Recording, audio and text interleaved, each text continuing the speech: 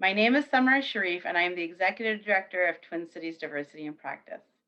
We are proud to partner with NPR for this month's In Focus, centering on how people of diverse backgrounds are experiencing the Chauvin trial. This trial is stirring up lots of emotions for people, and we need to find a way to move forward as a community. As we talk about our community, I want to acknowledge that we are on Indigenous land. This state is the homeland of the Dakota people who have lived here for thousands of years. People from other Indigenous nations also reside in Minnesota and have made innumerable contributions to our region. Indigenous people are still here, they're thriving and contributing to our collective futures. The In Focus series is a part of NPR's commitment to hosting conversations over this year to bring awareness, dialogue, and community solutions to today's persistent racial disparities. We hope these conversations involving community members, shaped by our curious and engaged audience, will encourage new relationships and serve as a catalyst to help Minnesota communities make progress towards equity and inclusion. Our goal is to help all of us see our shared humanity and gain a better understanding of what our fellow community members face. Today's In Focus is sponsored by the generous support of the Minnesota Landscape Arboretum. We would like to thank Thomson Reuters for their ongoing support.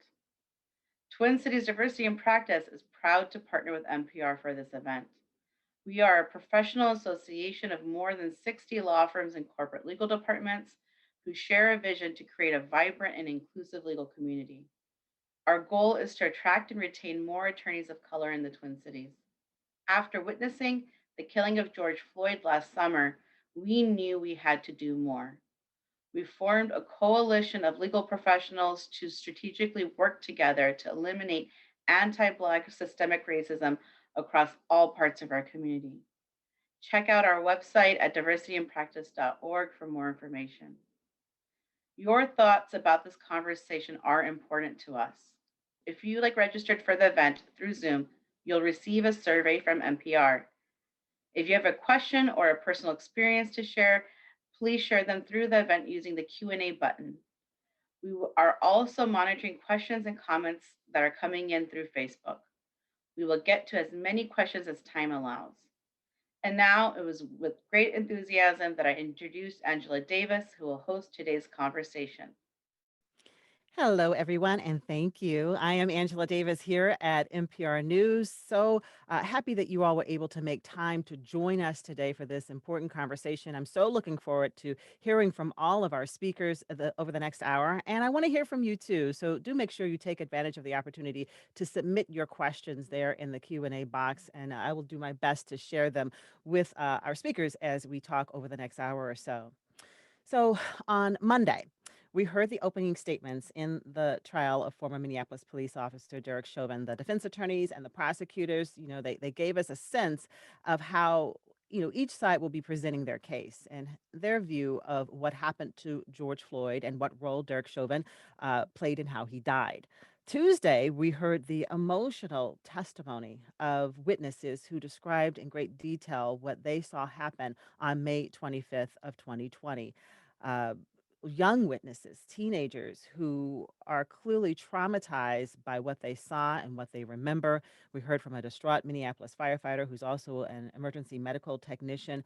She described seeing George Floyd in distress and but not being allowed to help him because she said that police officers kept her back. Right now, we want to talk about how everybody is feeling about what has led up to this moment. The concrete barriers, the barricades, the barbed wire outside the courtroom where Chauvin is in court there on trial. They're all stark reminders of what this community, what our state, what our nation has been through in the last year. The killing of George Floyd last May led to renewed efforts towards racial equity, as you know, in neighborhoods, workplaces, schools, businesses, and many other institutions, and not just here in Minnesota, but across the country. So I want us to spend some time talking about how Minnesotans are doing on this path toward racial equity. How are Black people, Indigenous people, and people of color and their white counterparts, how are we navigating conversations about this, about the trial and the broader implications for racial justice in a state that is known for the persistence of its racial disparities. What have we learned about how BIPOC communities in Minnesota are experiencing these events differently from their white neighbors? How can that knowledge lead to some greater empathy and ultimately progress on racial justice and equity? That's what we're talking about. We have four guests joining us for this conversation. I want you all to come on in, go ahead and turn your cameras on for us as I begin to introduce you individually. They're popping up now. You can see them. We have with us today Jesse Ross. Jesse is a diversity, equity, and inclusion consultant as well as an executive coach. He is also the executive director of Still Kicking, which is a nonprofit organization that provides economic relief to people encountering challenging times. Hi there, Jesse. Hello, thank you for having me. Hi, nice to meet you Nice to virtually. meet you. We also have with us this hour Jamil Lott. Jamil is the CEO and co-founder of Creative Cupania in Minneapolis, and that's an organization that provides mental health and wellness services through creative arts and culture. Jamil is a licensed clinical social worker and a therapist. Hi, Jamil. Good afternoon. Thank you for having me today. Hi, good to meet you as well. Also joining us, we have Salma Hussein there. Salma is the assistant principal at Central High School in St. Paul, where she supports students and faculty members. Selma is a licensed clinical social worker as well. Hi, Selma. Nice to meet you. Hi, thank you so much for having me. Hi, glad you could be with us. And also joining us this hour, we have Darnell Cage. And Darnell is an associate at Faegre, Drinker, Biddle, and Reith, which is a law firm in Minneapolis. Darnell is an attorney who serves on the board of Twin Cities Diversity in Practice. Hi, Darnell. Hello, Angela. Thank you so much for having me. It's great to be here. All right, good to see all of your faces. I just want to start with some of my own personal observations I want to share with everybody. You know, listening to the witnesses testify in the trial of Derek Chauvin the past couple of days and watching the attorneys share video and audio of, George Floyd's voice as he was on the ground. It's been hard for me in many ways, and it really has, I think, taken me back to the day when I learned about, all that happened. And so I'm curious about each of you, and I would like for you to start by just describing how are you doing personally during this first part of the trial. You know, we had the jury selection that went on for a couple of weeks, and now this testimony. What has it been like for you personally, watching and reading and hearing about what's taking place in the courtroom? And Jesse, I'll start with you. Thank you. That's a deep question. I will say there are days where days, and it's only been Wednesday. That's the crazy part. I would say today, watching the trial with my wife and my nephew, I was a little disheartened, and not in the sense of anything that happened necessarily in the trial, but I think people don't recognize how they are re-traumatized, and I think that's a real feeling. I think in the work that I do around diversity, equity, and inclusion, I'm constantly having conversations. Not as many conversations with people I want to have, just being that honest, right? Having conversations with people about the trial, about the plight of Black people and Black and brown folks, and why this is important, correcting people on misinformation. And so I'll be honest, I took this week off intentionally. I knew the trial was starting, and I wanted to provide some self-care. And so I'm a little tired, but also feeling encouraged by this moment right here. Jesse, describe when you say re-traumatize. What do you mean by that exactly?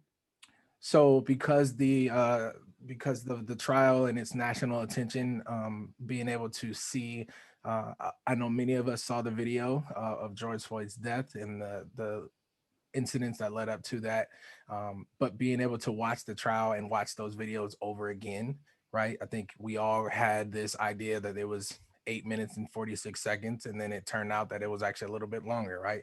Just those small details, I think, can really bring people to a different place. Hearing the testimonies of the children who saw that, and I don't think that was actually mentioned. I have children myself, and so being able to know that some young people that we could know, some young people that are in our own personal lives had to see that, saw it, videotaped it, and then they've had to live with that because I didn't know that they were there. I just think those are just a few of the things that have gone on in this situation. Yeah, the camera's in the courtroom, but because these young people, teenagers, and also a 9-year-old, because they are so young, we could not see their faces, but the impact of their voices that I know has stuck with a lot of people. It stuck with me. Jamil, let me ask you, how are you doing, or are you trying to keep up with every development every day? Like, how are you managing watching the trial and the coverage? Thank you. I love the question. I also love Jesse's response to it. You heard him mention secondary trauma or re-traumatization, and having what I like to believe to be is an emergency plan. So he knew preemptively, there was going to be possible re-traumatization. So therefore, I need to take a week off to counter what is coming. And so I appreciate the question because we need to start focusing on our bodies. We have been so conditioned to not focus on the internal sensations and stimulation that's happening for us on a day-to-day. And so for me, I've known for a long time that it causes harm to witness so much just devastation, especially when it relates to your social identity. And so therefore, I'm in a level of sort of disassociation where I'm removing myself from so much media. And it's funny, in doing so, I still get all the details. There's not a day that I don't get it from other folks. Oh, did you hear what happened? Or did you know this? And so I don't need to be in it. What I've learned and noticed is you don't get a say in what you see on TV. And so the media does not have your best interest at hand. And so witnessing, We're messengers. We're putting it out there. That's our role is to put it out there for you, and then right, allow you to use it as you will. right. And so we need to know our own body and our own well-being. And I know for me that doesn't work. And it's hard because when you're in a society that tells you or makes you feel as if you need to be a part of it, you feel a level of guilt. And so just knowing and protecting yourself, you're going to feel a level of guilt, but you have to protect your body. And so I've been in a state of like disassociation with the media, and I've really been focusing on building a community response that is going to really, circumvent what's transpiring for others, because really we're looking at a bigger global sort of deal when we talk about what's happening, particularly for Black folks.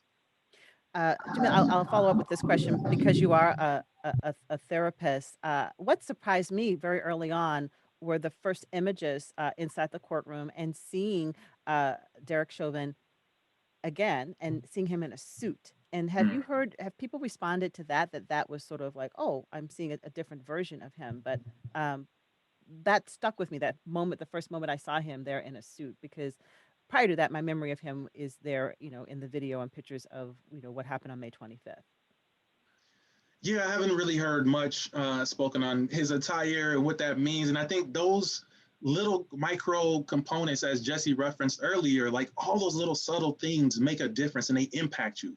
Why is he wearing a suit? Like who's supporting him, who's not? And like, all these different things overcome you and they impact you in subtle ways and in strong ways. And so you feel tired or fatigued throughout the week. You feel angry or you have less capacity to deal with the day-to-day responses, just given these little nuances in the trial or what's reported on the news as it's related to what's going on today.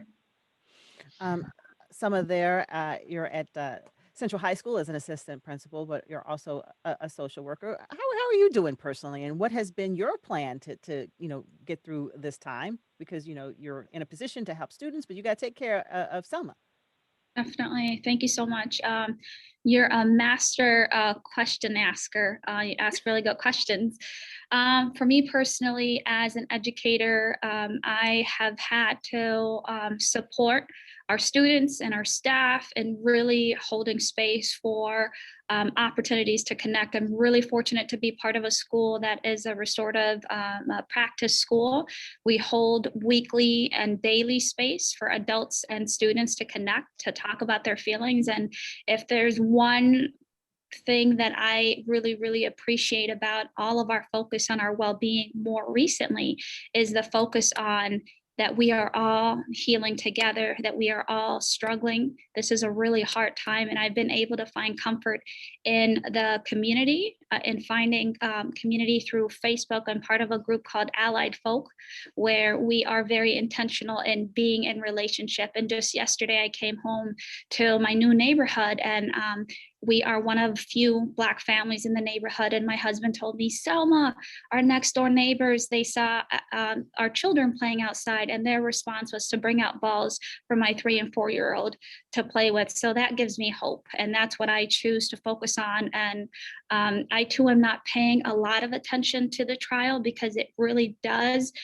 bring up a lot of emotions in me. But when I do tune in, I am reminded of what happened. And Angela, you mentioned about the suit. I also noticed that Derek was taking notes, and I have questions about what notes are you taking when you were present in what the conversation is about. But yeah, I'm really just focusing on my well-being and also creating space to bring others along and to build community and to heal together, because we have an opportunity to acknowledge our differences and also recognize our humanity. And because you work in a school and you work with children, you work with teenagers, what was it like for you hearing the voices of those teenage witnesses? Did that, what was that like for you? It was really hard to hear the voices of the teenagers, and it just made me think about what sort of supports are they receiving? Are they connected to individuals who see them, who see their humanity, who understand their pain, so that the children don't end up internalizing the experiences that they've gone through? So it really put me in a space of who is taking care of the children. And they are just so strong to be able to show up and participate and speak truth to power. And I also just wonder about how is the village taking care of the children who are showing up to do what is necessary to be done. I know, yeah, that's been I think a lot of people have been like, "Oh, are they, who's helping them? I hope someone's helping them. I'm hoping someone has reached out to them." Darnell, you're, an attorney.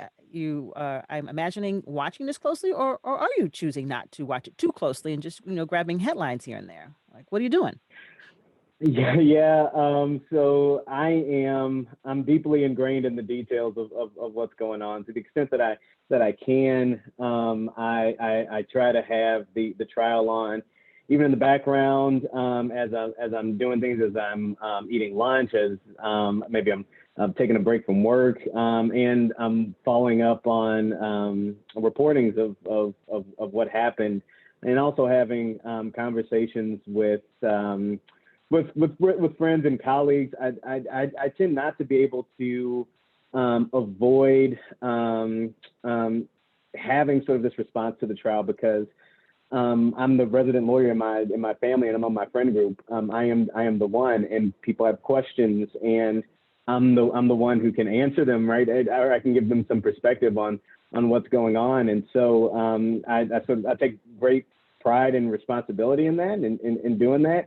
And this is also sort of my second round of experiencing sort of traumatic trials. So I was born and raised in St. Louis and was in law school when Mike Brown was killed. And so had that experience and going through it. And I can tell you that, that combined with just the other videos, I think there's a certain numbness which you try to fight against. But even today, as I was watching some of what was happening with the trial, one thing that I haven't seen in those instances, were the moments that they showed today where George Floyd was in the store and walking around. He was alive. I haven't seen those images. I haven't seen those videos. And so it's just it was surreal. My head didn't know what to do with it. My heart didn't know what to do with it. But you see a guy who is clueless about what's going to happen in the next 15 minutes. And of course we know. And you're watching him go about his day. You're like, oh man, maybe if this had happened differently, or this you just see the chain of events that lead up to things. And so that was particularly tough. So, I'm taking it all in. I'm taking it sort of one day at a time. I've seen very level of responses in people around me. The firm that I work for doesn't have as many Black attorneys, and so I'm again sort of that. At least see what my practice group. Darnell, what do you think? Right? Are you getting some of that? Yeah, I'm it sure you're happens. getting it from It like happens. people who like, well, Darnell, he a lawyer, he'll know. Let me call him up, see what he think, and then you'll get people who know That's you like, well, exactly you right. black. Well, what do you think, Darnell? So you mean you're under a lot of just poking, right? Yeah, it's certainly weighty and heavy, and I think that I'm heavily involved. I'm a religious person. I'm a Christian by background, and I'm heavily involved in the church and church groups. And so I have friends who come from this from not just the justice perspective of what does the legal system do, but like how do we deal with this sort of from a religious perspective, like what does justice actually look like here? And how do we balance that? I'm a leader I'm a part of a Christian fraternity, and those questions come up. And also, I'm an uncle. I have nephews who are young and black, and they have their idea of what justice looks like. It's like they took his life, we should take his life, and so it's like, well, let's talk more about that. And so I guess it comes from all sides. I like what you said, that you said like my head doesn't know what to do with this, my heart doesn't know what to do with this. I mean, we're kind of all like all in our feelings. I think that summarizes a lot of how we're all feeling. So we've talked about the hurt. What about the healing in all of this? So let's talk about that. I want to know what is happening in communities, across the state, to address the pain and the anxiety that many of us are describing. As they follow, as we follow the developments in the trial. Jamil, there at Creative Cuponia, how has community healing been a big part of your work this past year? Yeah, absolutely. So soon after the execution of George Floyd, there seemed to be almost the autopilot response of go to social media, look at the media, then start to engage in the arguments and the dialogues of folks who lack the humanity in their responses, and try to hope to bring them to the light. And at that point, I have been processing this over time, like, all right, we're making the same mistake over and over again. Leave those folks alone and go take care of those who want to put the work in, who actually care. And so my wife and I went to the community. We just said, forget it. We're just going to go out here and talk to people about the elements of mental health and therapy and how it relates, racialized trauma. It's a unique piece that impacts folks of color, physically, emotionally, psychologically, which is all in one, in my opinion. And to the point, so people see the murder and the death and the constant pattern and practice of this, of Black folks, televised. But what's really disheartening is Black folks are dying at an alarming rate just with medical conditions, just because of implicit biases and seeing and perceiving Black folks as a threat. We lose 200 Black people a day due to this. So premature deaths every day. And so we get so caught up sometimes in what's happening on the media, not realizing what's happening to us. These silent killers happening to us daily. And so we try to bring that to the community and educate what's going on. Again, after this summer, there was so much language coming up, performative allyship, colorism, et cetera, et cetera. And what I noticed in our work in the community in South Minneapolis, so many people have no insight. Folks of color, folks of marginalized populations, white folks, they have no insight about what these terms mean. And then on top of that, at worst yet, they start to argue about what it means, and you have no definition of what white privilege is or fragility. And so you're misconstruing all the details. And so I've seen really trying to people really looking for an answer outside of just the immediate response of let's run, let's protest, and let's just get angry, because that's not sustainable. And we want sustainable, we want actual change. And there's structural forces to this at play that are impacting our health and our well-being. One last piece that I'll say is that, we think getting an education and moving up the economic ladder and educational ladder is actually helping us, particularly Black men. And actually, the research is showing that it's harming us. The premature deaths is leading to illnesses, dealing with all these microaggressions at work, invalidations at work, not getting a job when you knew you were qualified and worked 3 times harder. This weighs on your spirit and your soul. And then the data is showing us that, again, premature lives, health conditions, and there's a term called racial battle fatigue, where you're having symptoms of fatigue, one, but you're angry. You displace it at home because you don't have the necessarily power to take it out, to take it out where it needs to go. And so you bring it home, the path of least resistance. And so there's a number of complications that go on in that. And so I think our role is really educating in that and how to overcome that. And one last piece I'll say is, Darnell, we need you. We need the work that you're doing. You being a beacon of hope. And so like my mom, she is the medical expert. She's a medical professional. And again, in the medical field, there is so much discrimination and disparities that are happening to the point where folks like us are losing our lives. And so when my mom steps into that room with a doctor, the tone changes. They hear her speak the language and, oh, who are we messing with? And so we need people like Darnell and my mother to be in that community and to socialize us. It's a protective factor. Also, the Black church, a protective factor. And then the racial socialization. People try to tell you, stop talking about race so much. Stop doing X, Y, and Z.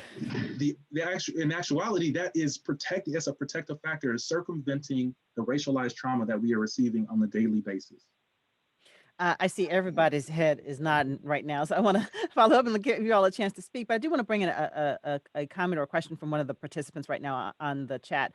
And this person asks, do you feel that a lack of empathy is often a main factor for white communities not being able to understand the trauma of rewatching videos and the testimony in the trial? If so, what hope is there for all communities?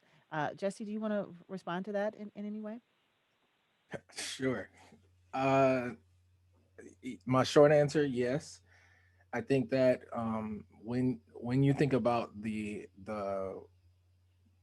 plight of Black people historically, and I'll centralize it here to Minneapolis. So as I was listening to Jamil speak and Angela, you asking the questions, I was reminded this morning that we're about 5 years removed from the verdict from the Jamar Clark shooting, where the cops were not convicted, right? And so when you have a historical replaying of no convictions, of historical trauma, of things that are continuing to happen to people that look like you, or communities of color, or communities that are very similar, and you don't experience that and you don't live in proximity to that, I think that does play a role in not having empathy and not being able to really support and serve alongside your Black and brown brothers and sisters. I think that is definitely at play.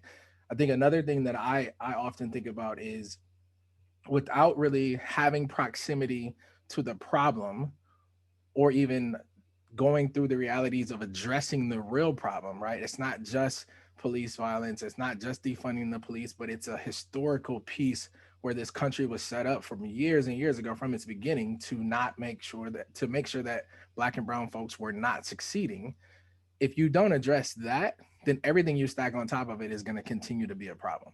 And so I think that most people won't go back to the origin and really address that. Therefore, they want to just kind of nitpick, well, this is something, well, if they hadn't had this, and we can do that all day, but we don't actually change it. So I talk a lot about being in proximity to people that are different from you, but also who can give you that education that we were just speaking about. So if you are not from the community that looks like South Minneapolis on 30th in Chicago, or looks like North Minneapolis on Plymouth Avenue where Jamar Clark was killed, you don't actually understand what's really happening. And narrative is important, which is why I agreed to do something like this, because I appreciate your journalism, but it's also because you're in proximity to people who have the stories. And so I think that's huge. And it's something that's it's lacking in a lot of different industries. Darnell, you were also nodding your head there. What would you add to what Jesse and Jamil have just stated there?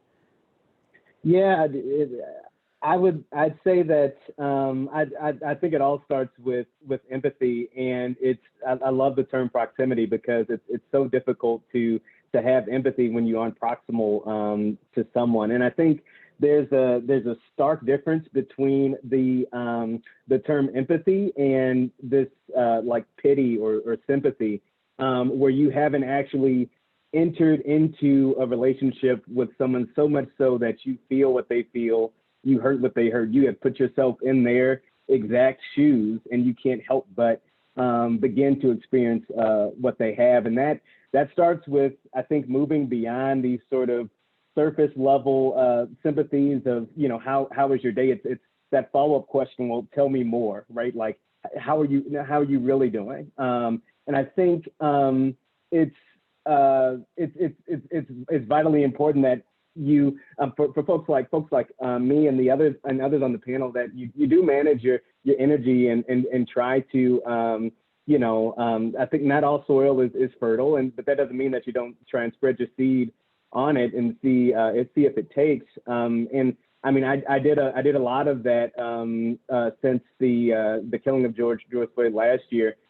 Even within Twin Cities Diversity in Practice, when we set up our WILD initiative, which is what Summer previewed in the intro video, and that was a months-long process of me and some other folks putting ourselves out there and being vulnerable. Other brown people in the room, having a critical mass and being willing to enter those discussions and have the conversations, but we can begin to say we can't create a legal community that's inclusive and that's vibrant and that people will be attracted to and stay in if when they leave the doors of their legal employers, they enter into a city where they're not accepted as such. It does no good to build a utopia just where you are. It has to be the community as a whole. And so we spent a lot of time talking about just those things, and it was fertile soil. It was folks who have been in the D&I space for a while, and so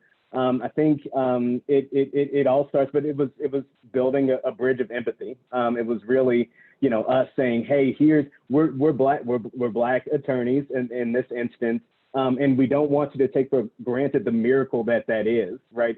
The amount of things that you had to go through to even be alive to get to this point that you see, like that have happened, is no small miracle. And so don't take that for granted. And Selma, what are you thinking right now, Selma? I am just, this conversation really is an important conversation. It's a healing conversation, just being able to tell our stories. And for me, honestly, what I've realized is that so much of this work requires investing the time and relationships to get to know individuals, being able to tell our stories. I started telling my story of stepping into leadership and how when I was ready to serve in a leadership capacity, I was told by people who meant well that I could be a leader for buildings that had students that looked like me. And that is the experience that many people of color experience. And how do know we your place? Know your place. Yep, know your place. And that my humanity is only for people of color, but my humanity is for everybody. I love people. And I've just been really intentional in seeking opportunities to connect, using social media to promote connection and sisterhood. In my previous building, I used to, when I connect with a female identified employee who just was about equity, who saw the children for their awesomeness, I would call them, you are my abayo, and that in Somali means sister. I'm like, you're my sister. We're in this work together. We're going to support our children and we're going to change the system from the inside. And so much, again, is about in Minnesota, we have a lot of nice people.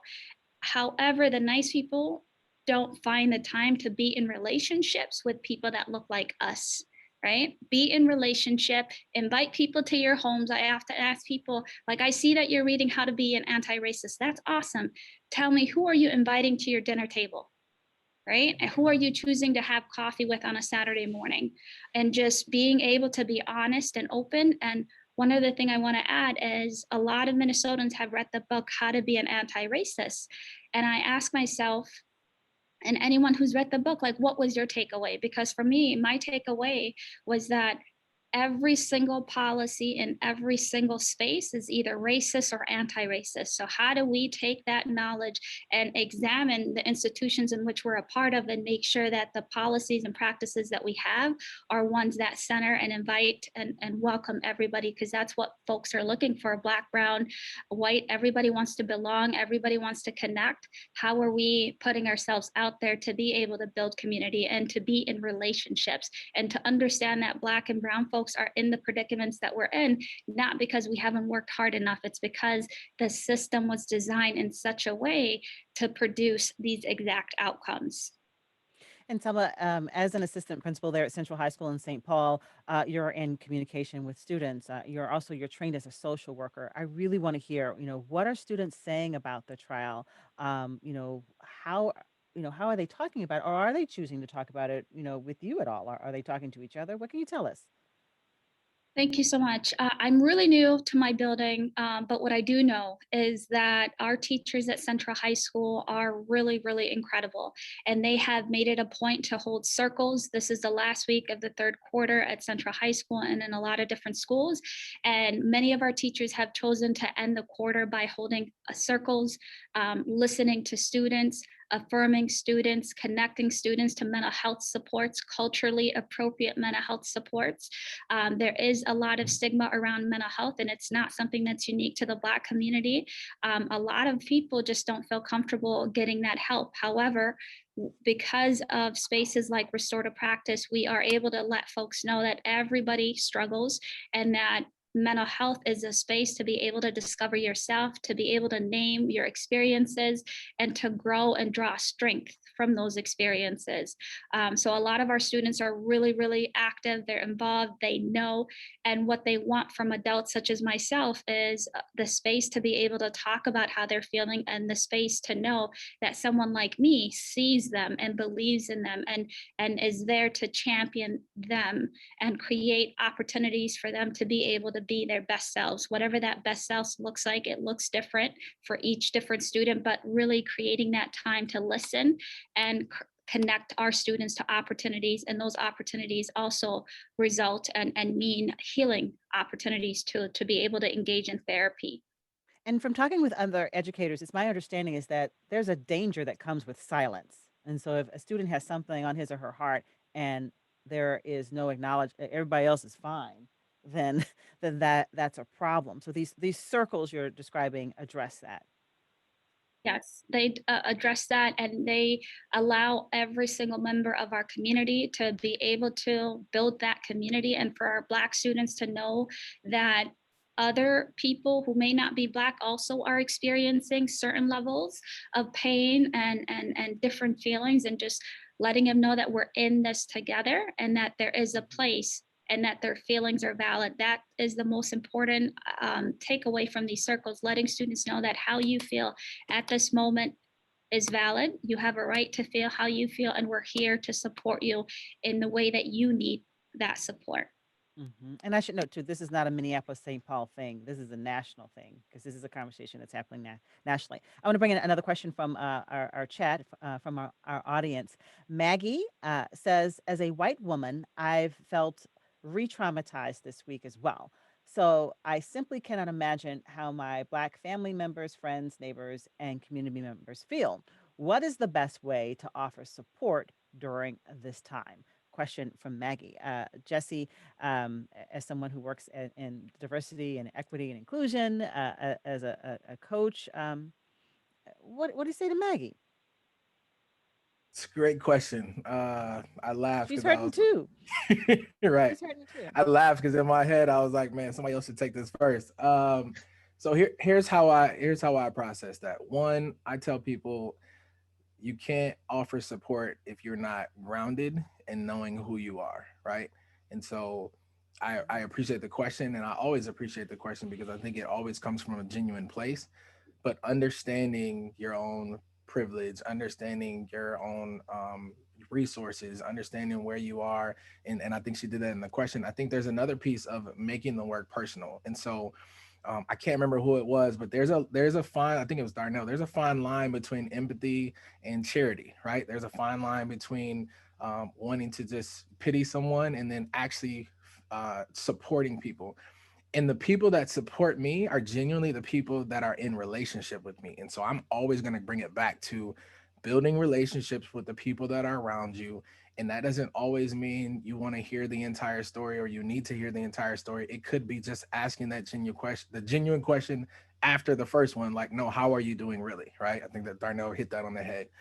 A question that I ask people often too is, like, not just how are you doing, but how's your soul? And so this is Mm, like the work that should be done in alignment with your values. And so if mm, people have values around community, around diversity, equity, inclusion, around anti-racism, around equality, whatever that thing is for you, then it should be a lifestyle. It shouldn't just be when someone gets shot or when someone experiences a hate crime or if someone experiences a microaggression. It should be a genuine lifestyle. And the way that you do that is by making it personal. So for me, I had a bunch of kids. And so when people are like, oh my God, how are you doing? I don't actually need you to do anything except unless you want to come over here and take my kids off my hand. Like, and I'm not going to give them to you, right? But right. but sometimes a small thing of genuinely not brushing over how are you doing, but sending a text to the people that you know, right? And just Mhm. just checking, offering to pay for a meal or to provide a meal, having a real, genuine, unjudgmental conversation. Those small things I think add up to really big wins. Mhm. Jamil, Maggie, who says she's a white woman, wants to know the best way to be supportive of, the Black people, people of color in her life. To Jesse's point, um, understanding everything he stated and understanding what your oppressive ways might be, because many of us have them. We have different levels of privileges and ways of invalidating others, microaggressing others, or holding others back. Understanding the structural components to all of this. Critical race theory does a brilliant job in doing so. And so look into that literature. How are we structurally being impacted by this? Um, as Jesse stated too, not only reacting when someone gets shot. Um, and this is why for me, and it's hard with some white folks sometimes because you can be so dangerous. So you now are only reacting when someone got shot. But we have been trying to communicate to you in many different ways. And your response is, well, why is he kneeling? Well, they just said it on they just said it like 3 times on the news. Why? I don't think you really want to know the answer. I think you're trying to start. And so understanding the structural components. And so if you don't, and you're like, just come on over here to Bloomington or to out in here in this rural community, and I'm seeing national symbolism everywhere at the Mall of America. Been going there recently, and I'm just like, this does anybody else not see this? There's national white nationalism everywhere, symbols and hidden on trucks. People are rocking it on the clothing. It's everywhere. And because you don't have the awareness to understand and know that that's a problematic, and that my body is at harm, my nervous system is panicking right now. Like, and I'm the only one. And if I speak up, what's going to be the reaction? And so you have to really educate yourself. And then I think that's where we need to put our energy into understanding the structural components and how it plays a role into our beings. And I just, I to Selma's point, policy as well, understanding policy, but also knowing that policy is not always written. And I think many of us are brilliant enough to know this. And I think some of that unwritten, unspoken policy is the most dangerous. And so when I worked in the school setting too, there was all these rules of, well, they can't have a bandana or they can't have a comb in their hair. And I'm like, the standards are here for everybody, but then Black folks tend to rock bandanas or they might have a comb in their hair. That's not committing a crime. And rocking a hat does not prevent you from getting your education. Everybody does it in college. And so we are now raising the bar because we have associations with their humanity, their cultural components, and labeling it as a threat, as danger.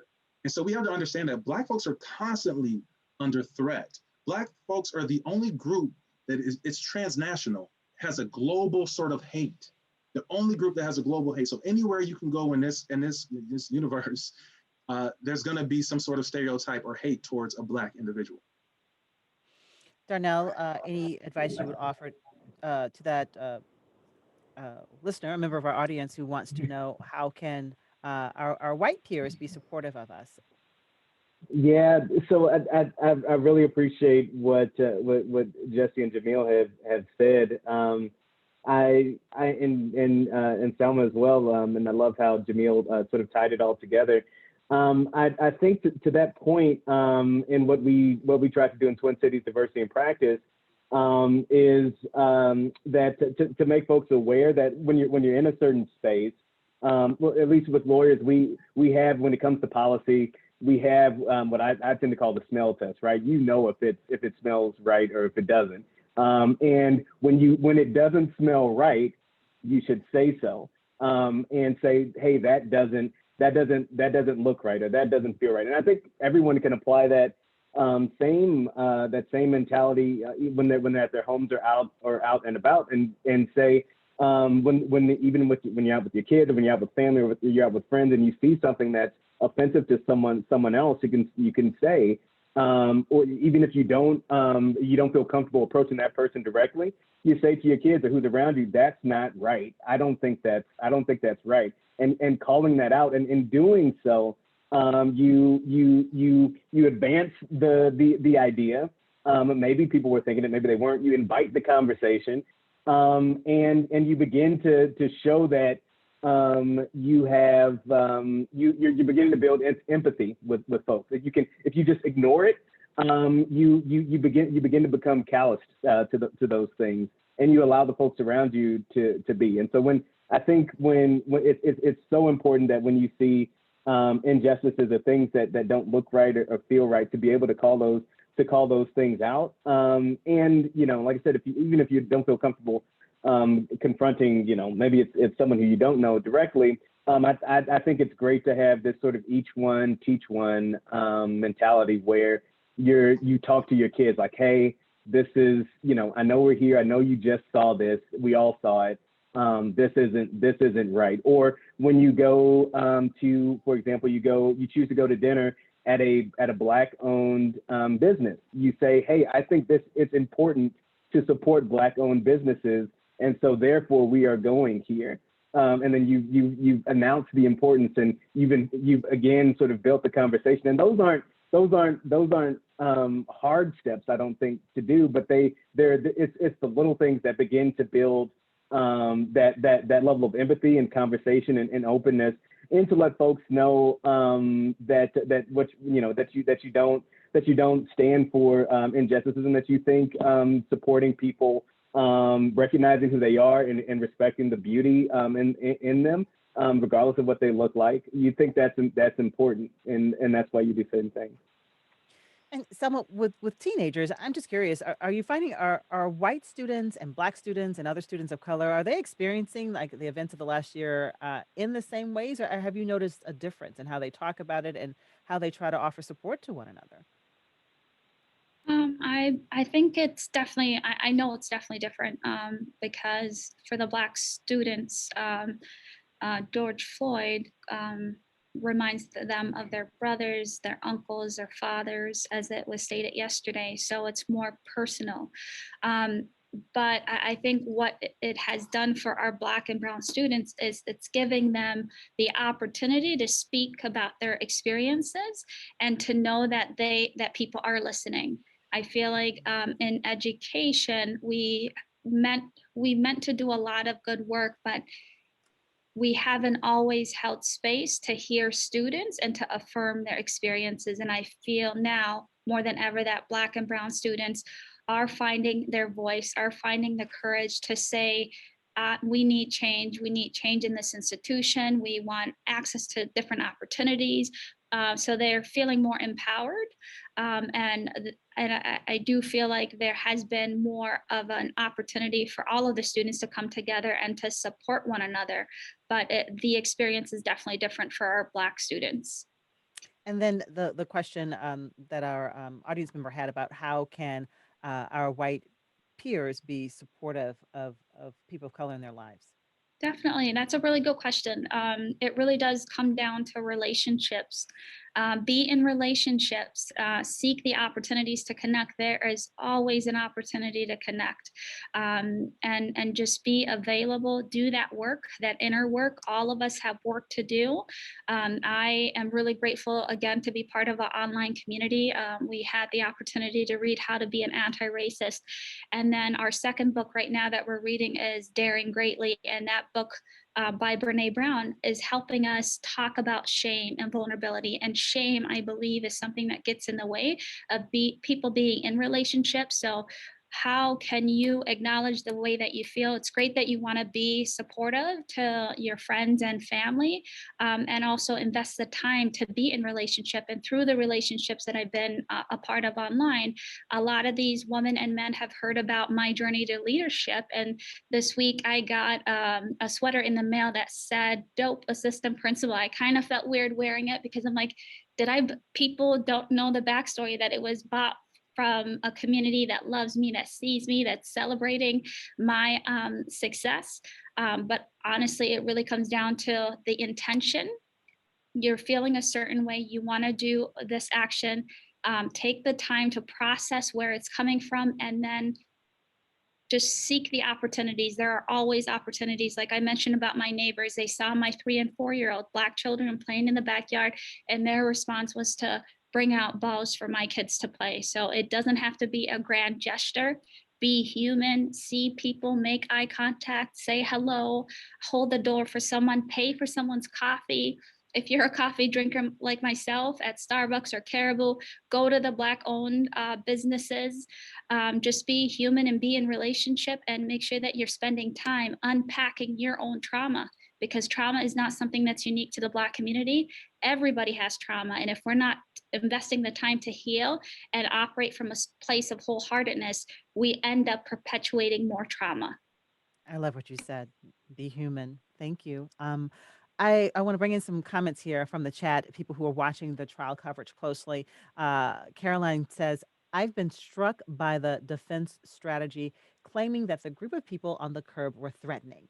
They were regular folks, young people demanding humane treatment, nothing more. But the witnesses are portrayed by the defense as angry when they are understandably upset. I get that the defense is putting on their case, but the strategy is offensive to the trauma the witnesses are still dealing with. Nicole writes this: there has been talk about witnesses showing anger in the cross examination yesterday, but anger is not a fault, especially when anger leads someone to intervene on behalf of a fellow human. George Floyd was Jesus's brother. We should all weep, even rage at the violent taking of his life. The anger felt by the community after witnessing George Floyd's killing is not what's on trial. I'm going to start with our therapist, Jamil, and then I want to go to you, Darnell, our new lawyer friend, everybody's lawyer friend, our Black lawyer friend, Darnell. But I'm going to start with a therapist here. Jamil, what do you say in response to those observations? People watching the testimony and are like, I'm having a hard time with this. Yeah, you and I were on the same wavelength, Angela. I was actually reading Carolyn's comment as well, and it actually spoke to notions I've been carrying for a minute, such as displacement. It's a mental health medical term. So we displace, energy that is meant for something else onto others. So I said this earlier. So I'm at work, I'm getting all this aggression from my boss, and I take it home on my loved ones. And so our country has always had a history of displacing the energy onto the weaker. And so somebody said George Floyd is Jesus's brother. And so those who have less resources or less of a voice tend to get everything thrown on them.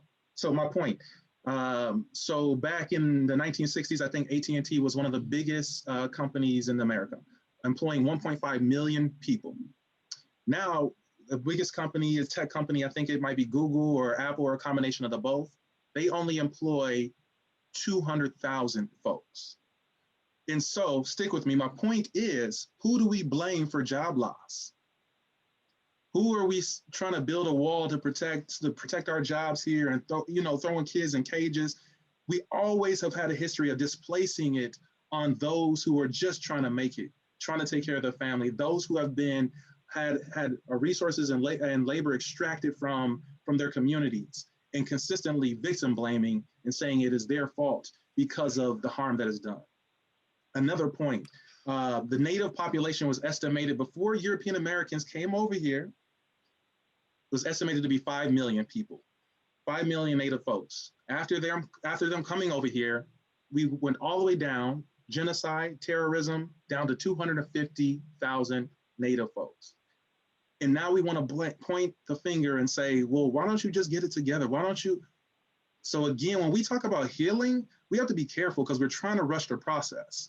Healing, it takes time, it takes energy, it takes effort and delicate hands and a communal response. And so you can't rush the process, and you definitely can't victim blame and displace wrong energy onto the population that has been victimized. Mhm. Darnell, your observations, or have you seen what some of these folks are saying that they're seeing, that the people who were witnessing life leave the body of George Floyd, that they feel that these folks are being portrayed as the problem. Did you see that, and what do you say to that? Yeah, I did see a lot of that. That's my perspective and opinion on how things have gone, and I'll just say that these things, this is all new to us because we haven't seen trials like this play out on television. We haven't been involved with just how these things go, like what all goes into trying to get someone, where I think many folks feel like this is an open and shut case. But what goes into what all has to go into getting someone in a perceived open and shut case convicted, right? Like it involves people being vulnerable and being willing to speak out, put themselves on a witness stand to, yes, be ask questions from folks whose side they're on, but then also to be cross-examined by folks who represent another interest. And so this is why sometimes people don't come in and take part in the process, because it's so re-traumatizing. And there's so many dynamics at play. You look at one thing that's obvious is the race of the lawyers, right? And how folks respond to, how folks respond to questions when they're asked from people of different colors and different ages, and how that all plays out. And it's a heightened awareness situation. I think one of the witnesses stated outright, like, I don't want to be here. And I think that's what everybody feels. But that's our justice system calls for people to participate. And so yes, it's ugly, and sometimes it's dirty, and it's really, it's what we're getting now is sort of a peek behind the curtain of how things go, and it's a perspective that we haven't seen much of before. And I think it's especially true in the pandemic when there's not much else going on, and so you see so much of the trial, and you can't help but tune in. And one thing that I want to do is to validate that anger is a just response to injustice. There's nothing wrong with being angry when an injustice has occurred, or when you have perceived what you have perceived to be an injustice to occur. It is a natural response. It's a human response, and so to weaponize that in a trial where so much is at stake is disheartening, but it's not unheard of. It happens so often, and like I said, now I think we're just getting a peek behind the veil at just how difficult it is, the legal process, and how to why it's hard to participate in to get convictions when you think even it's an open and shut case. Yeah, I've been thinking a lot about the jury members. I really feel for those jurors. I'm sure they're going through a lot. Jesse, what would you want to add anything to that about some of the witnesses, being questioned about their emotions? No, I mean, I would echo everything. I think that what I don't see enough of, and unfortunately, this is how it typically goes, right? So we hear words trying to we hear words being twisted or trying to use anger against one of the witnesses, but I don't hear that same energy when after the aftermath of George Floyd being executed and me literally watching four white men walk down my street in North Minneapolis at 4 o'clock in the morning, right, looking to cause trouble. I don't ever hear those conversations. And so I just think it's interesting, right? I think we all, and it's a heightened place that, again, because we've never seen this before and how this plays out, this is the first time for a lot of us watching this on TV. I think a lot of people are listening very closely and critically, but also trying. I hope that people are taking that language and those observations and bringing it back to their workplaces, bringing it back to their houses, and saying, okay, have I ever, assumed that this type of language means X, Y, Z? Because I think it happens very often, and it's often put on the angry black man or the angry black woman, right? Versus the crazy right protester or whatever you want to put in there. Nobody thought. It's interesting to just see how this plays out, and I'll just leave it there because I have a lot of thoughts, but we don't have enough time. So, what would you say about the problem with being portrayed as angry? Yes, I really love everything that my brothers have said. I agree with them. And I especially love what Jesse just said about um, being able to then bring that into our own personal lives and asking ourselves, have I been someone who has labeled somebody who was talking passionately angry? I myself, I'm an introvert. I'm very peaceful, but I have had the label of angry Black woman thrown at me because I was passionately speaking about injustice. And it's just really important for us to just know that these labels exist and that people of color, when we choose to speak, that we often have to ask ourselves, do I have the energy to fight an additional label for speaking what needs to be spoken? So I just agree with everything that's been said before me. I want to pass on another question from one of our viewers, one of our listeners. Bill says this: I view a situation and unfortunately attempt to prepare for the worst outcome.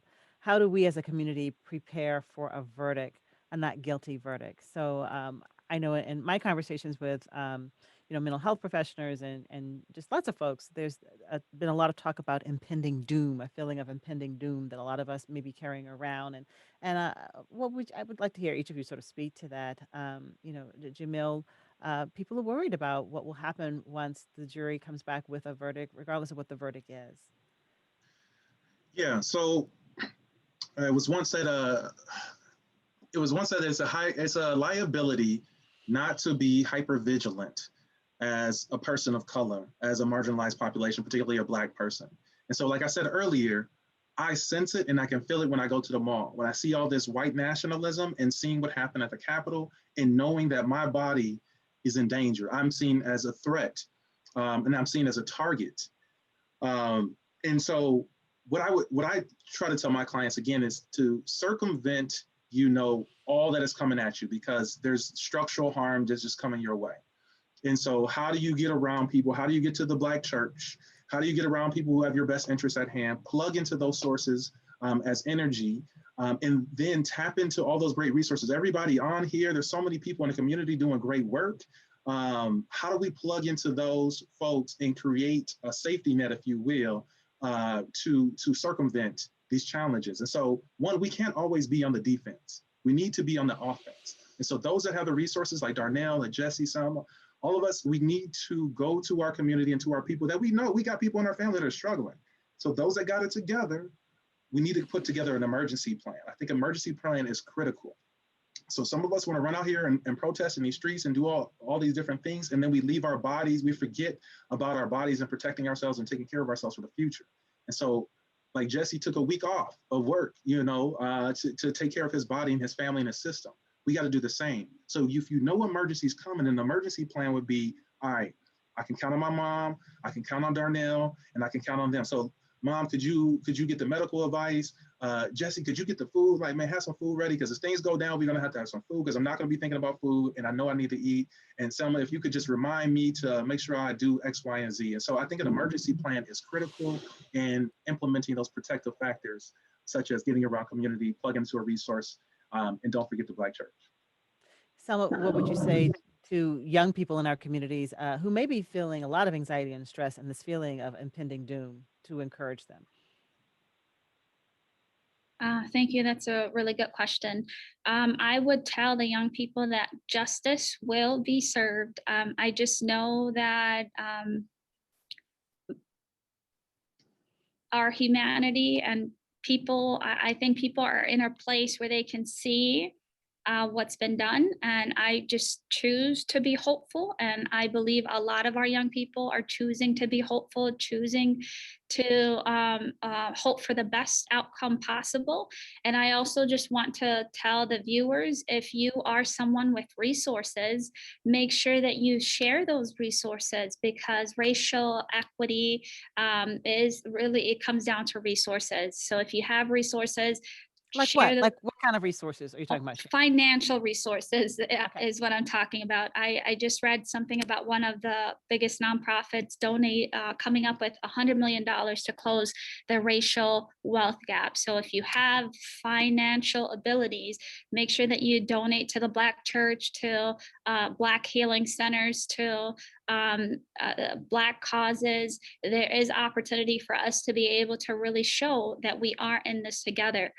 So I'm hoping that the outcome and the verdict is one that is oriented around justice, and that gives our community hope that they matter, that we will work together to make the systems better, because every single person that is in Minnesota and in the world, we make these systems, and as unfairly as they are, there is opportunity for us to change those systems to make sure that the outcomes are more equitable. And I really hope that we can be in a future where racial identity is not a predictor for outcomes. So there's just a lot of hope, and I'm choosing to focus on that hope, and just bring people along to create that world where everybody can have a chance to thrive and be their best and take care of their bodies. Jesse, in your work at Still Kicking, you're in conversation with people going through challenging times. This is a challenging time. Help us out. Yeah, to someone's point, I just genuinely believe in hope, right? And not the hope of some mythological thing that's going to happen, but I genuinely believe that there are more good people out here in this world than evil, right? And because of my faith, I just have to believe that God, the higher power of the universe, whatever people decide to believe in, that's going to help us get through. That does not mean be ignorant. That does not mean be naive. And so for me, I believe in hope, and I hope that people will continue to understand that this is, regardless of the verdict, this is not going to be the end all be all. There's still so much work to do, and there's going to be way more work to do, whichever way it goes. Impending doom, I think it's perfectly fine to prepare for the worst, but I think it's also, you have to keep hope in front of us. If not, then everybody around us is going to lose hope. And I feel like, because I'm responsible for the people around me, it is my duty, my responsibility to be accountable to them. And so if I'm the reason that they're gonna believe that something good can happen and that justice will prevail, maybe I'm not in control of it, but I do believe that it's gonna happen. And Darnell, you're my new favorite lawyer friend. We know this about juries and verdicts. You can never predict what will happen, but we're in control of our own feelings and our own actions. What are your thoughts to how we get through the next few weeks and be ready for whatever happens? Yeah, I love the idea of choosing hope. I don't think there's any other choice to make, really. I think choosing hope continuously, so day in and day out, moment by moment, is the only way that we're able to get through this. And I just wanted to say that, I mean, with we have no control over the verdict, right? What the evidence is evidence. What we have is what we have. And I mean, even me, you know, I'm an attorney, and I'm powerless to affect what's going to happen in the trial. I'm a spectator just as much as anyone else is at this moment.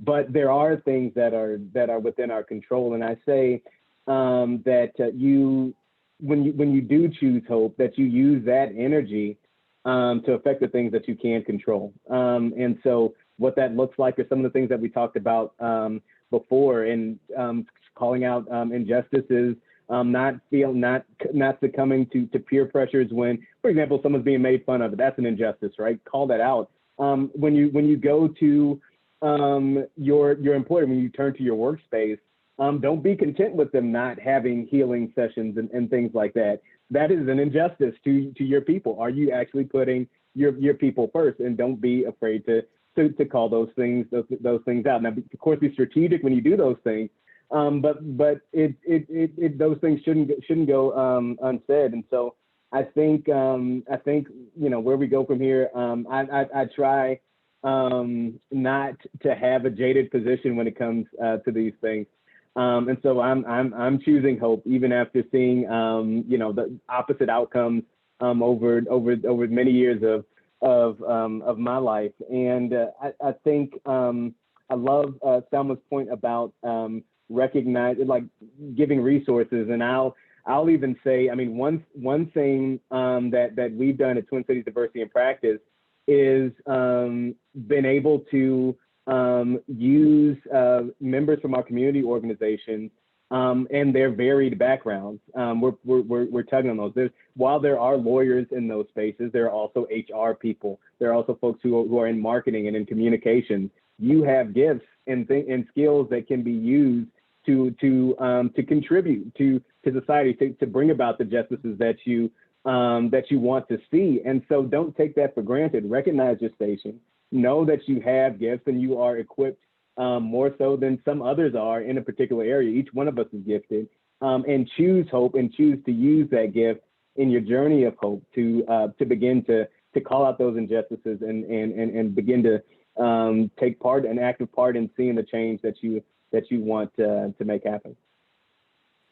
Well, our time is up, and I want to thank our four guests joining us today. We've been talking with Jesse Ross, a diversity, equity, and inclusion consultant, as well as an executive coach and the executive director of Still Kickin'.